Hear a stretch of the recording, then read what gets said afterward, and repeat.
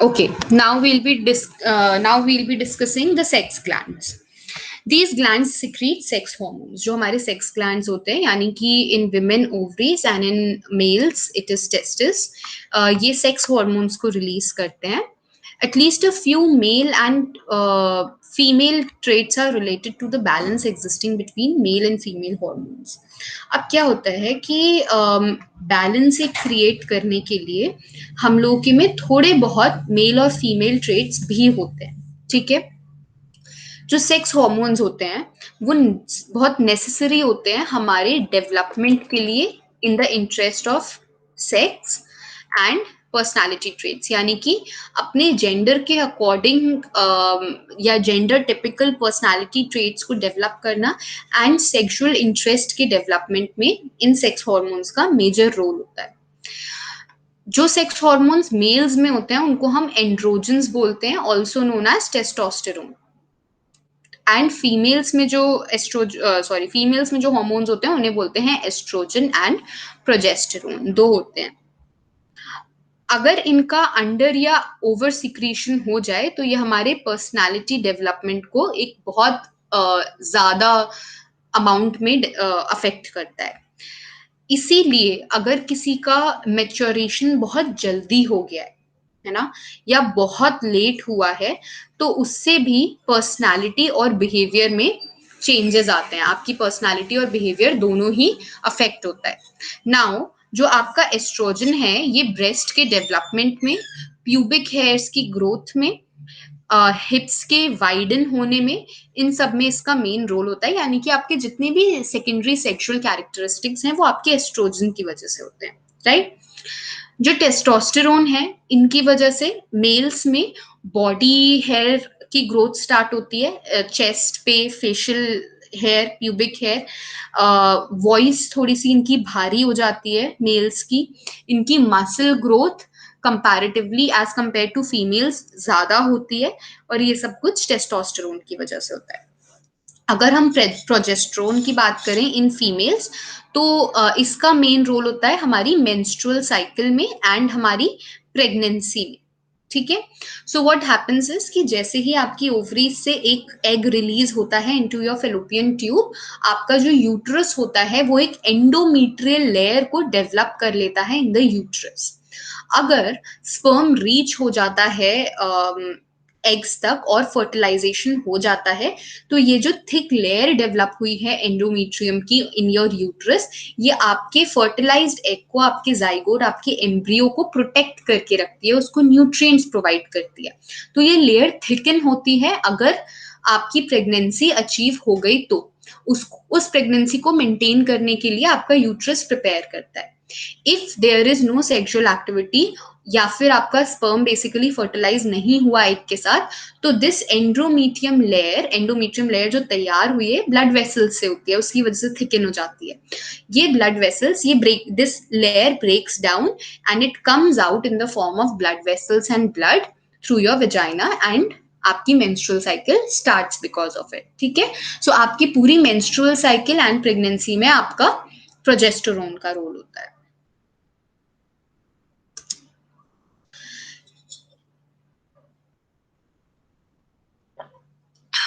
इसके बाद आता है हमारा next gland which is the pancreas. Pancreas हमारी बॉडी में इंसुलिन को प्रोड्यूस करता है, ठीक है। जब हमारी बॉडी में इंसुलिन प्रोड्यूस होता है, इंसुलिन की क्वांटिटी हाई होती है, तो हमारा ब्लड शुगर का लेवल कम होने लगता है, यानी कि ग्लूकोज का लेवल बॉडी में कम होता है। सो पेनक्रियास का काम क्या है? इंसुलिन प्रोड्यूस करना, एंड इंसुलिन अपनी क्वांटिटी के हेल्प से आपके बॉडी में ब्लड शुगर को मेंटेन करता है ना, कि आपका ब्लड शुगर लेवल हाई है, उसको मेंटेन करने के लिए इंसुलिन पेनक्रियाज इंसुलिन को क्रिएट करता है। इंसुलिन जैसे ही बढ़ने लगता है your blood sugar starts going down and reaches a normal level, ठीक है। अगर बहुत ज्यादा आपका इंसुलिन डेवलप हो गया तो आपका ब्लड शुगर बहुत ज्यादा कम हो जाएगा, जिसकी वजह से गिडीनेस होना, स्वेटिंग स्टार्ट हो जाना, अनकॉन्शियस फील करना, और आपकी लिम्स में यानी कि आपके हाथ पैरों में एनर्जी कम हो जाती है। यही रीजन है कि जिन लोगों की शुगर बहुत लो जाती है, उनको चक्कर आने लगते हैं या वो लो शुगर की वजह से गिर भी जाते हैं कई बार, ठीक है, फेंट हो जाते हैं।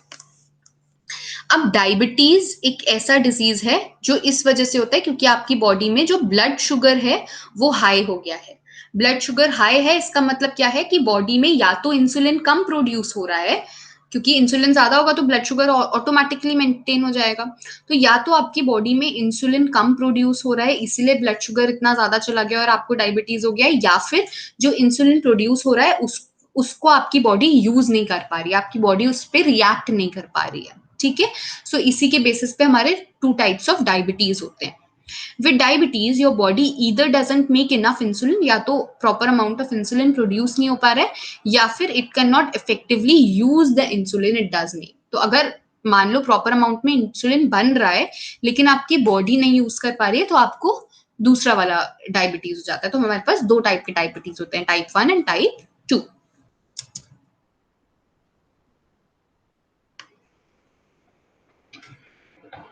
Now let's discuss the biological basis of emotion. The following systems all interact to assist the body in experiencing and processing emotions. तो हमारी बॉडी में तीन मेन सिस्टम्स होते हैं जो हमारी बॉडी में इमोशंस की प्रोसेसिंग और उनकी एक्सपीरियंसिंग में हमें असिस्ट करते हैं, ठीक है। And these three systems they interact with each other for these two task.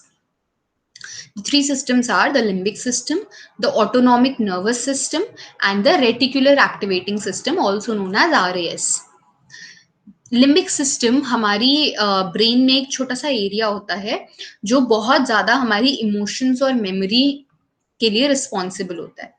इसमें 3-4 स्ट्रक्चर्स होते हैं मेनली, विच इज हाइपोथैलेमस, जो आपका ग्लैंड है hypothalamus, thalamus gland, amygdala and hippocampus. So there are 4 main parts of this limbic system that are responsible for our emotions. The role of limbic system. Firstly जो हमारा hypothalamus होता है इसका main role होता है हमारे sympathetic nervous system के activation में, जो कि बहुत जरूरी होता है किसी भी इमोशनल रिएक्शन के लिए। तो हम किसी भी सिचुएशन में इमोशनली रिएक्ट कर पाए, इमोशनली उसके साथ डील कर पाए, उसके लिए हमारा सिंपैथेटिक नर्वस सिस्टम का एक्टिवेशन जरूरी होता है, जो कि आपके हाइपोथैलेमस के थ्रू होता है, ठीक है। जो सेकंड आपका पार्ट है द थैलेमस, इसका काम होता है कि ये सेंसरी रिले सेंटर की तरह वर्क करता है, ठीक है।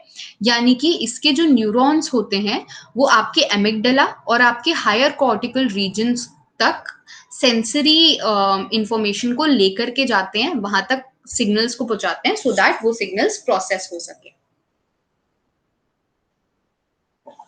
The amygdala plays a role in processing emotional information and sending that information on to cortical structures. जो आपका एमिगडेला है इसका काम होता है कि आपकी इमोशनल इंफॉर्मेशन को प्रोसेस करता है, यानी कि मान लो अगर आपको आंसू आ रहे हैं तो आप समझ पा रहे हो कि मुझे बुरा लग रहा है इसलिए मुझे आंसू आ रहे हैं। इन इमोशंस को प्रोसेस करने का काम आपका एमिगडेला का होता है और ये इस इमोशनल इंफॉर्मेशन को आपके कॉर्टिकल स्ट्रक्चर्स तक भेजता है। The fourth part is the hippocampus. Hippocampus आपके इमोशनल एक्सपीरियंसेस को आपके कॉग्निशन के साथ इंटीग्रेट करता है, यानी कि अगर आप समझ पा रहे हो कि मुझे ये बुरा इस वजह से फील हो रहा है क्योंकि मम्मी ने मुझे डांट दिया था, तो ये जो आप अपना थॉट को अपने इमोशंस के साथ इंटीग्रेट कर पा रहे हो, that is because of your hippocampus. The processes of the limbic system control our physical and emotional responses to environmental stimuli. तो हमारे जो लिम्बिक सिस्टम के प्रोसेसेस होते हैं ये हमारे किसी भी इन्वायरमेंटल स्टिमुलाई को लेकर हमारा क्या फिजिकल और इमोशनल रिएक्शन होगा उसको कंट्रोल करता है. This system categorizes the experience of an emotion as pleasant or unpleasant mental state. यानी कि कोई भी इमोशन हमारे लिए प्लेजेंट है या अनप्लेजेंट है उसको कैटेगराइज करने में भी लिम्बिक सिस्टम का एक रोल होता है. बेस्ड ऑन दिस, क्योंकि कॉग्निशन ऐड हो पा रहा है ना आपके इमोशन के साथ, इसलिए limbic system is responsible for that कि कहाँ कैटेगराइज कर रहे हैं हम किसी चीज को. अभी हम अच्छा फील कर रहे हैं या अभी हम बुरा फील कर रहे हैं, अभी हम लो फील कर रहे हैं या अभी हम हैप्पी गो लकी फील कर रहे हैं, इसमें आपका लिम्बिक सिस्टम का रोल होता है. इस कैटेगराइजेशन के बेसिस पर हमारे न्यूरोकेमिकल्स जैसे कि डोपामाइन, नॉर एड्रेनालाइन और सेरोटोनिन इंक्रीज और डिक्रीज हो पाते हैं, जिसकी वजह से आपके ब्रेन की एक्टिविटी का लेवल फ्लक्चुएट होता है एंड आपकी बॉडी में अकॉर्डिंगली मूवमेंट्स हो पाते हैं। बॉडी मूवमेंट्स, जेस्चर, पोजेस, ये सारे के सारे हमारे इमोशंस के साथ इंटीग्रेट होकर के चल पाते हैं। अगर आप हैप्पी फील कर रहे हो तो आपके बॉडी मूवमेंट, जेस्चर, पोस्चर उसी टाइप के होंगे। अगर आप बुरा फील कर रहे हो तो वैसे ही होंगे। एंग्री फील कर रहे हो तो उसके अकॉर्डिंग आपके बॉडी मूवमेंट्स होंगे, राइट?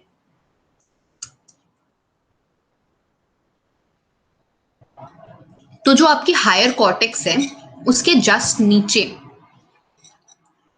आपका एमिगडाला प्रोड्यूस होता है ब्रेन स्टेम से, ठीक है? मतलब एमिगडाला है, वहां से हार्मोन सिक्रीट होते हैं। This is your amygdala.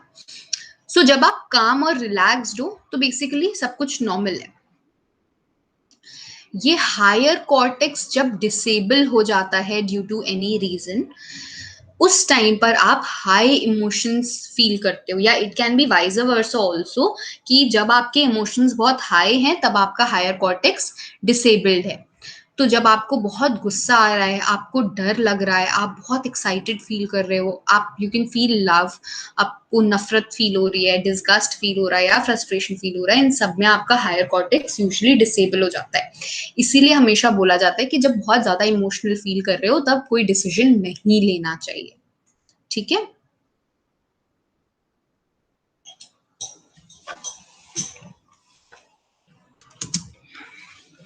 Now the role of your amygdala. The amygdala, located in the left and right temporal lobes of the brain, has received a great deal of attention from researchers investigating the biological basis of emotions, particularly of fear and anxiety. So research की help से हमें पता चला है कि जो amygdala, जो हमारे ब्रेन के राइट और लेफ्ट टेम्पोरल लोब्स, यानी कि आपके ईयर के ऊपर जो लोब्स होते हैं ब्रेन के, टेम्पोरल लोब्स, दोनों राइट और लेफ्ट टेम्पोरल लोब्स में आपका एमिगडाला होता है। इसका बहुत ज्यादा रोल होता है हमारे इमोशंस में एंड स्पेसिफिकली फियर और एंजाइटी में। जब आपको डर लग रहा है, आपको घबराहट फील हो रही है, आपको एंजाइटी फील हो रही है, तब आपका एमिगडाला एक्चुअली वर्क कर रहा होता है। एमिगडाला एक डिसिसिव रोल प्ले करता है इन द इमोशनल इवैल्यूएशन, यानी कि इमोशंस के इवैल्यूएशन में हमें क्या डिसीजन लेना है वो हमें एमिगडाला बताता है, and recognition of situations as well as in the analysis of potential threats. क्या ये चीज मेरे लिए मतलब थ्रेटनिंग है या नहीं है, इससे मुझे कितना थ्रेट है, उसको एनालाइज करना, सिचुएशंस को रिकॉग्नाइज करना कि what kind of situation is this, इन सब में हमारे एमिगडाला का रोल है। एक्सटर्नल स्टिमुलस को हैंडल करता है एमिगडाला आपका, और हमारे वेजिटेटिव रिएक्शंस को इंड्यूस करता है। What are vegetative reactions? Vegetative functions और रिएक्शंस हमारे वो बॉडीली प्रोसेसेस हैं जो हमें लाइफ को मेंटेन करने में हेल्प कराते हैं, यानी कि जो हमारी लाइफ की मेंटेनेंस के लिए बहुत जरूरी है, जैसे कि हंगर, थर्स्ट, आपका न्यूट्रिशन, आपका मेटाबॉलिज्म, आपका ईटिंग, स्लीपिंग, मेंस्ट्रुएशन, आपका बाउल फंक्शन जिससे आपका यूरिनेशन होता है, ठीक है, आपकी ब्लैडर की एक्टिविटी, आपका सेक्सुअल परफॉर्मेंस, ये सारे के सारे हमारे लाइफ के मेंटेनेंस के लिए जरूरी हैं, ठीक है? इन सब के सब में आपका इन सबको हम वेजिटेटिव फंक्शंस बोलते हैं, और इन वेजिटेटिव फंक्शंस को आपका एमिगडाला हैंडल करता है, ठीक है? हमारे एमिगडाला में मेनली दो पार्ट्स होते हैं, the basolateral complex and the central nucleus, ठीक है? So again you can see the outer region is known as the basolateral cortex and the inner region, उसके अंदर हमारा छोटा सा एक सेंट्रल न्यूक्लियस है जो कि बीच में है बिल्कुल।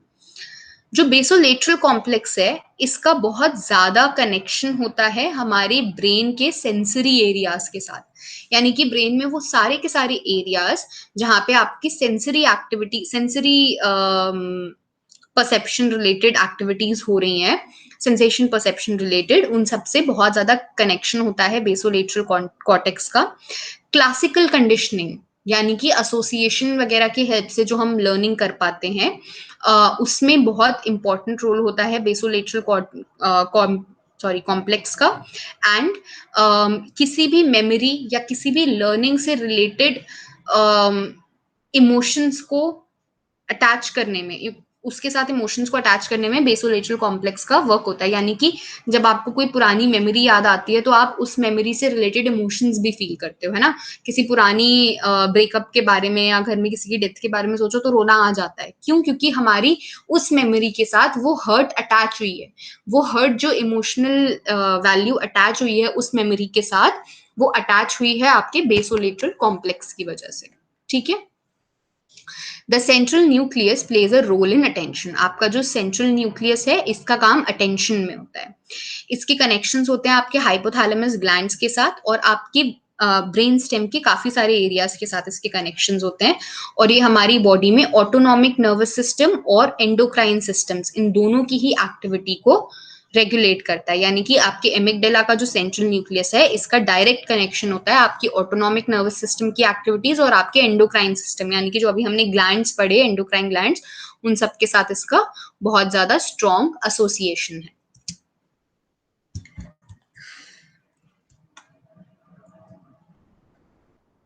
Give me 1 minute, please.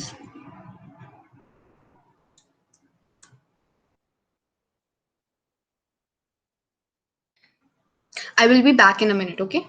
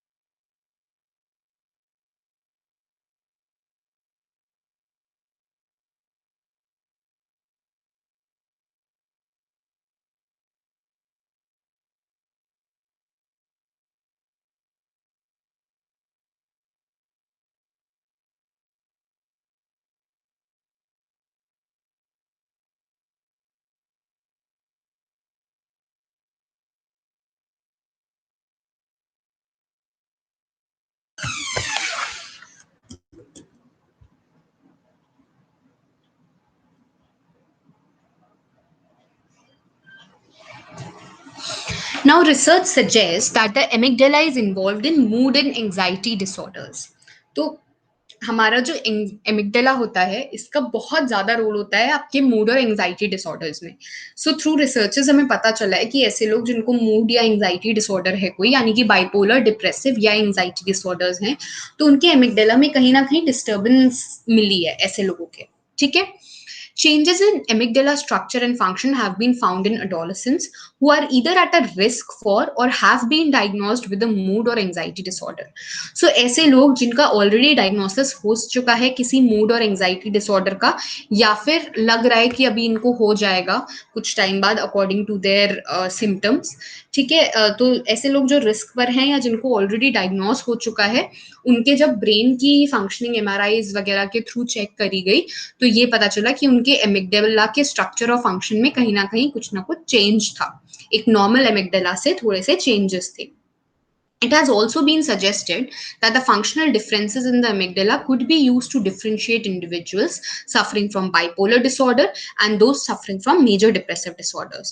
So MRIs के through again ये भी पता चला कि amygdala में functional differences दिख रहे हैं उन लोगों में जिनको bipolar है और उन लोगों में जिनको मेजर डिप्रेसिव डिसऑर्डर है। So major depressive and bipolar are like brother and sisters. ठीक है। बाइपोलर में आपको डिप्रेशन भी है और मेनिया भी है, और डिप्रेशन मेजर डिप्रेसिव में आपको सिर्फ डिप्रेशन है। तो ऐसे लोगों के जब कंपेयर करे गए उनके ब्रेन स्कैन्स तो पता चला that there were functional differences in their amygdala. Now, there is a syndrome known as Kluver-Bucy syndrome. This syndrome is basically when an individual fears nothing due to the damage of amygdala. यानी कि क्या होता है कि अगर amygdala आपका damage हो जाए तो as a result what happens is that the person stops fearing anything. उसको किसी चीज से डर नहीं लगता. आप उसके सामने एक स्नेक को भी रख दोगे तो भी उसको बिल्कुल डर नहीं लगेगा. एक होता है कि आपको प्रैक्टिस है, you are good with snakes. ठीक है. आप उनको पेट्स की तरह समझते हो तो आपको डर नहीं लगता. बट यहाँ पर क्योंकि एमिगडाला डैमेज हो गया तो आपको किसी भी चीज से डर नहीं लगता, नो मैटर व्हाट हैपेंस. ठीक है. आप एक गाड़ी के सामने खड़े हो जाओगे, सामने से ट्रक आ रहा है उसके सामने खड़े हो जाओगे, आपको डर भी नहीं लगेगा. Why? Because there's a damage to amygdala. This syndrome is known as Kluver-Bucy syndrome. Now the role of hippocampus. The hippo, यहाँ पे स्पेलिंग गलत है, HY नहीं HI होता है.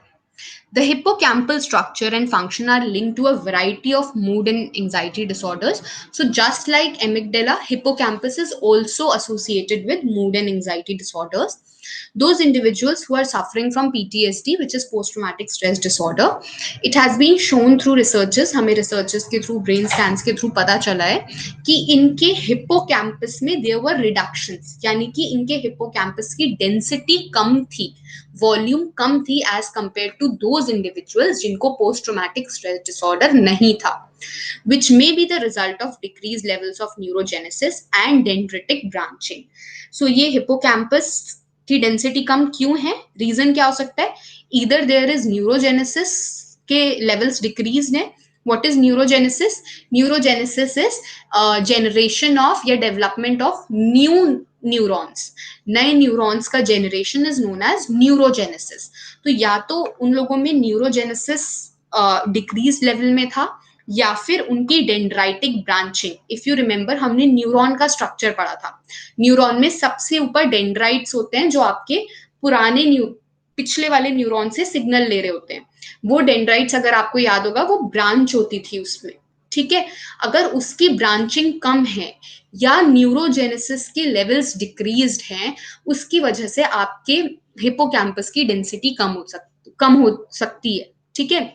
इट माइट बी पॉसिबल कि आपका हिप्पोकैम्पस थोड़ा सा रिड्यूस्ड है, उसकी डेंसिटी कम है, एंड इट हैज बीन मतलब रिसर्चेस के through it has been found, brain scans के थ्रू, कि ऐसे लोग जिनको PTSD है उनका हिप्पोकैम्पस की डेंसिटी कम है, ठीक है.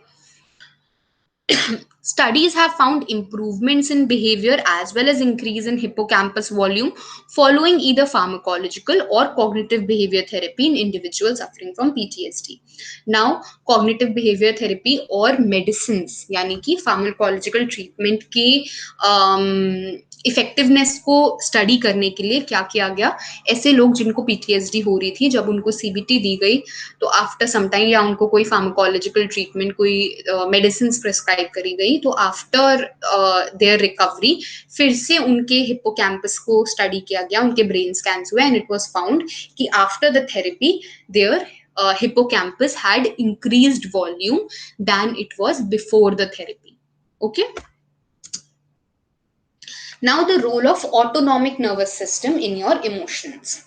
The autonomic nervous system is part of the peripheral nervous system. So if you remember, हमने nervous system में पढ़ा था that we have two major parts of our nervous system, the central nervous system and the peripheral nervous system. आपके peripheral nervous system का एक part होता है autonomic nervous system. ये जो ऑटोनॉमिक नर्वस सिस्टम है ये आपके हाइपोथैलेमस ग्लैंड से रेगुलेट होता है, एंड इसका मेन काम होता है कि हमारे इंटरनल ऑर्गन्स को, हमारे ग्लैंड्स को कंट्रोल कर रहा है. व्हाई? बिकॉज हिप्पोकैम्पस से रेगुलेट हो रहा है, और हिप्पोथैलेमस से रेगुलेट हो रहा है, and hypothalamus is the principal gland. उसका काम क्या होता है, बाकी सारे ग्लैंड्स को, मतलब वो पिट्यूटरी को करता है, देन पिट्यूटरी बाकी ग्लैंड्स को करता है, तो इनडायरेक्टली हाइपोथैलेमस ही रिस्पॉन्सिबल है, ठीक है. So since autonomic nervous system is regulated by hypothalamus, that is why the main function of autonomic nervous system is to control our internal organs and our glands, like हमारी pulse rate, हमारा blood pressure, हमारी breathing activities, emotional circumstances में आप क्या feel कर रहे हो, आपको रोना आ रहा है, आपको गुस्सा आ रहा है, आप उसको कैसे मैनेज कर रहे हो, इन सब में हमारा autonomic nervous system is responsible. The ANS is generally thought to be outside of voluntary control. Now, as you remember, हमने स्टार्टिंग में आज के क्लास के डिस्कस किया था voluntary and involuntary control. ANS is one of those parts of our body which is not under our voluntary control. ठीक है. ANS को हम then further subdivide कर सकते हैं two parts में, the sympathetic nervous system and the parasympathetic nervous system. Sympathetic nervous system आपको fight और फ्लाइट सिचुएशंस के लिए, इमरजेंसी सिचुएशंस के लिए आपकी बॉडी को प्रिपेयर करता है. कैसे प्रिपेयर करता है? जो सिंपैथेटिक नर्वस सिस्टम होता है उसके एक्टिवेशन से आपके एड्रिनल ग्लैंड्स एपिनेफ्राइन हार्मोन को रिलीज करना शुरू करते हैं, एंड एज अ रिजल्ट आपका ब्लड फ्लो इंक्रीज हो जाता है, your heart rate also increases, and your other physiological responses are also enabled so that your body can move quickly and आप किसी भी फाइट और फ्लाइट सिचुएशन के लिए तैयार हो सको, ठीक है। On the other hand the parasympathetic nervous system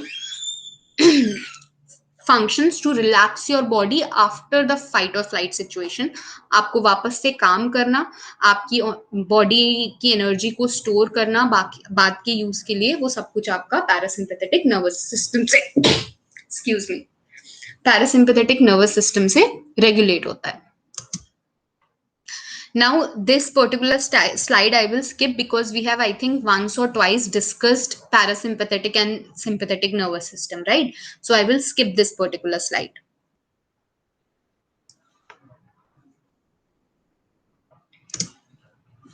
Now we have reticular activating system.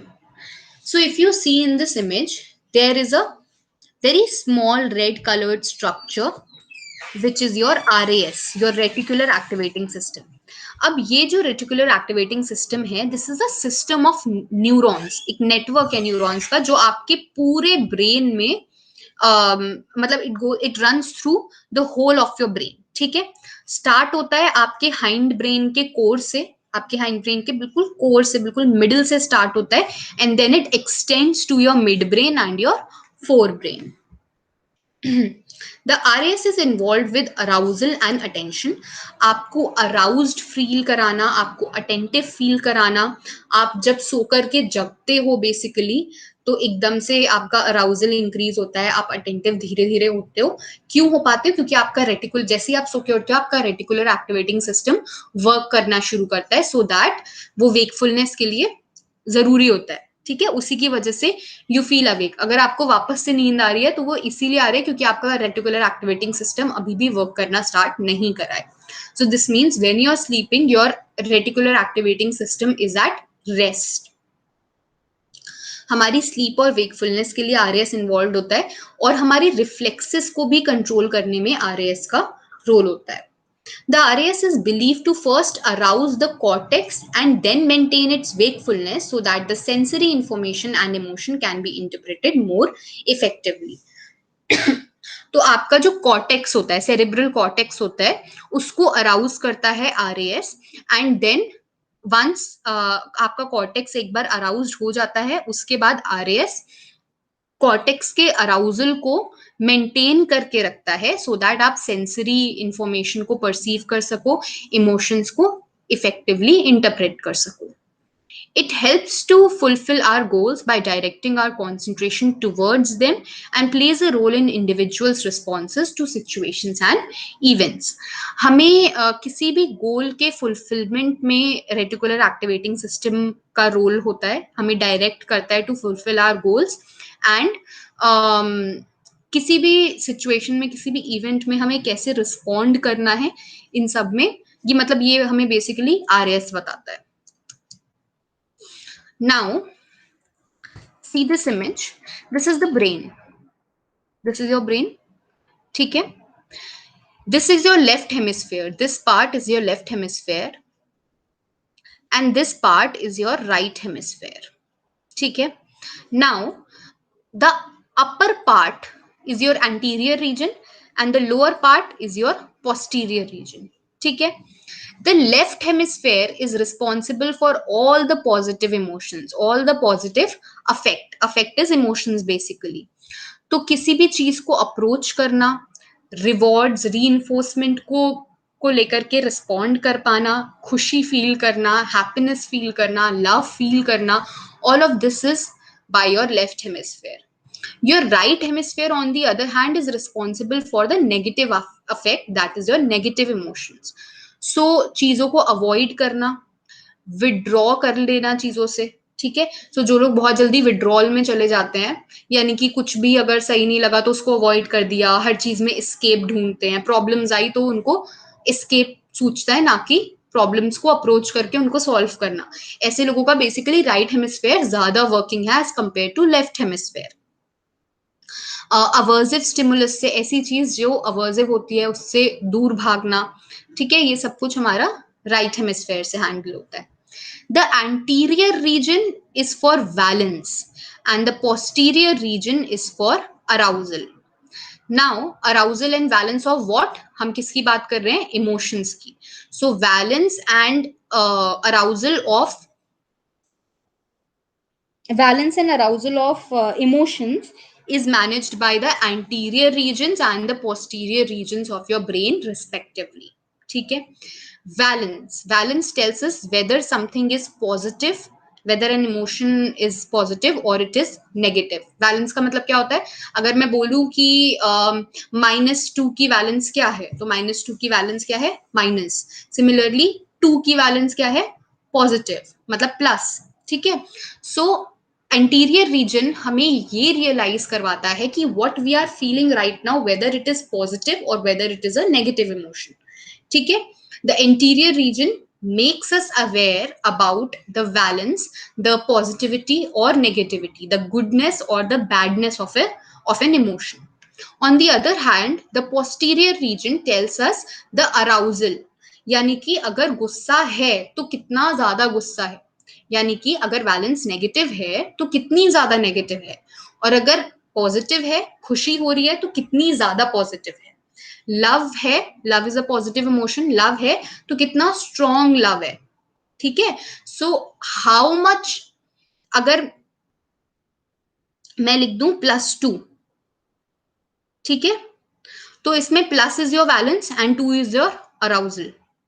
ठीक है, क्योंकि 2 हमें बता रहा है कि ये 2 पॉजिटिव है, सॉरी 2 है, उसकी अमाउंट बता रहा है. और पॉजिटिव प्लस साइन हमें क्या बता रहा है, कि it is positive in nature, not negative. ठीक है, it is above 0.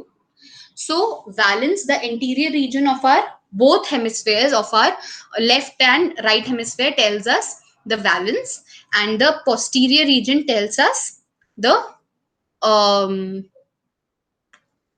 intensity of the emotion, whether it is positive or negative. Also, if you see, there are two small structures in your right hemisphere. ये structures ये बता रहे हैं कि आपके right hemisphere, क्योंकि राइट हेमिस्फेयर आपका negative affect से रिलेटेड है, तो जब भी राइट हेमिस्फेयर में एक्टिविटी बढ़ जाती है तो इट कॉजेज एंजाइटी. एंड अगर आपके राइट हेमिस्फेयर, आपके सेरेब्रल हेमिस्फेयर के राइट साइड में एक्टिविटी डिक्रीज्ड है तो it can cause depression. Okay.